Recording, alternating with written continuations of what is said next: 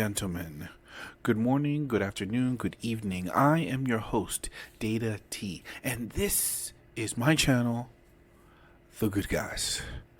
Guys, today's story comes out of Houston, Texas, and the title reads, Veteran in wheelchair shoots would-be robber who targeted him near Metro headquarters, police say.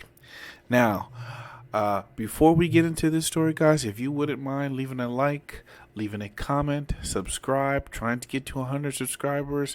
I believe we should hit it this month. I said that last week, or this definitely before the month is over. I believe so. I'm rooting for it.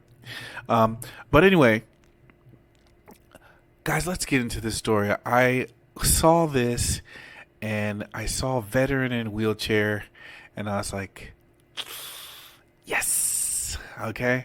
And remember, we don't celebrate death, but we absolutely will celebrate someone's ability to protect themselves. Okay. I cannot see the video here on this website. I'll put the link in the description. So we're gonna watch it from YouTube. Okay. So let's fire it up and let's begin.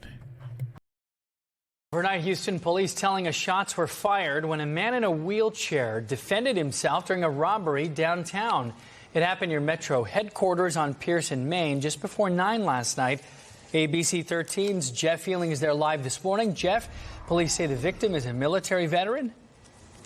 Yes, that is right. A military veteran bound to a wheelchair. Authorities say that man was waiting for a ride back home from Metro when apparently he was approached by someone who was trying to rob him. But I guess that suspect picked the wrong person to try to mess with. HPD says that they got called to this area around 8:48 last night. When Houston police got to Metro headquarters, that would-be robber was already on the ground suffering from multiple gunshot wounds. Now, police say that wheelchair-bound military veteran told police officers the suspect ran up to his wheelchair, tried to take a bag from the victim, but that military veteran had a gun on him and put up a fight that the suspect likely never saw coming. Guys, if that is the individual that was just there from what we are seeing, okay, I gotta say, if this is the individual, I gotta say kudos to him. Fantastic job, sir. Fantastic. We salute you, sir. If I could, I would like to say to him personally, thank you for your service. Okay. And guys, let's talk about the heinous act of even stealing from somebody who is in a wheelchair. In my opinion, that person, he should just go straight to jail. You know, sometimes I wish we could bypass all of this, especially if we know they're guilty. You know, if we could come up with a system, if we got you on tape, if we got you by a witness, and we got other people watching you. Does that fit 3 different descriptions? Let's say we have a system like that. I think you should just bypass jail altogether. Boom. You're in jail. Bypass court. But we do have a system here, and we do have a very litigious society, and especially in Texas. Everybody likes to sue, from my understanding. But the guy is a fool anyway to try to rob somebody in Texas because everybody has a gun, and this is good. This is a fantastic thing, and this proves it. Okay? An armed society is a polite society, and this individual was able to protect himself. Thank goodness. Again, what kind of person are you to rob somebody in a wheelchair? Guys, I got to tell you, being wheelchair bound is nothing to play around with. Being in a wheelchair where you can never walk for the rest of your life, it's a very sad reality. There's nothing glorious about it. And this individual, it looks like he's even got oxygen. It looks like he's got, he could have a whole host of ailments.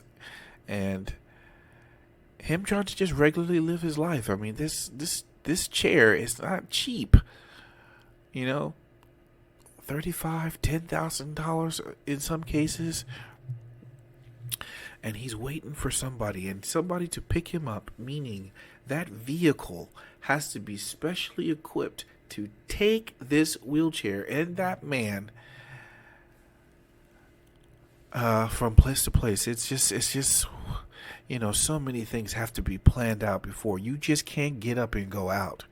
You can't. And for someone to try to take your belongings when you're bound to a wheelchair, I'm so glad this man was able to fight back. I'm so glad. So the question has to be asked now.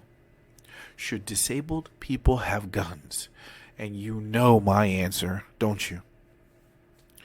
They absolutely should have firearms. Absolutely 100%. And this man has proved it. He has proved you can defend yourself.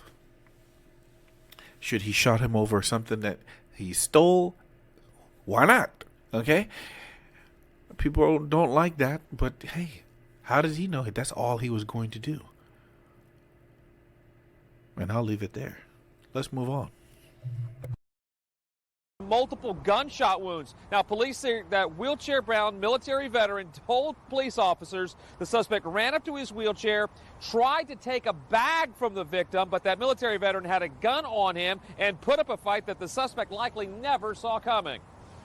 Fired multiple shots, striking the suspect. The suspect ran several hundred yards where he collapsed and was picked up by the Houston Fire Department, treated. So police say that the fire department treated that suspect on scene, but they then took that man to a hospital where we're told that he's being treated for his injuries, but he is expected to be okay. Reporting live, Jeff Ealing, ABC 13 Eyewitness News. Jeff, thanks. Now, I know some people are thinking, man, and they took him and they picked him up and took him to the hospital. Yeah, in this country, yes, they do that. Okay? In the United States, they do that. In some other countries, they would have like, oh, we should spend money on him and take him to the hospital. Please leave him there. Okay? But we can't do that. Okay?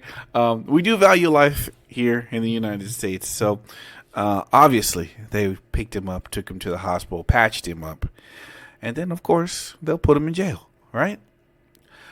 Justice, you know, this is even though the hand of justice moves so slow, it really does, but sometimes it does get it right. And sometimes we like to see natural justice. Even though the Lord says vengeance is mine, sometimes he will allow you to see it. Sometimes he may act through you, meaning you are moving quicker than those that wish to do you harm, and you are able to defend yourselves and able to defend the people that you love, and thank God for that. So again, kudos to this veteran who was in the wheelchair. Thank God. This is a fantastic story, and I'm so glad that this has happened, and meaning he was able to, and what I mean by happen is the result. Okay? I'm happy for the result. Don't get it twisted. We don't want these things to happen. Okay? But they do. And that's the world we live in. And since this is the world we live in, and since this is the reality we must all face, we must understand good guys carry guns. Good guys will always, and they should always carry guns. And if there are no good men left, I don't want to live in that society. And if good men do nothing, there will be no good guys.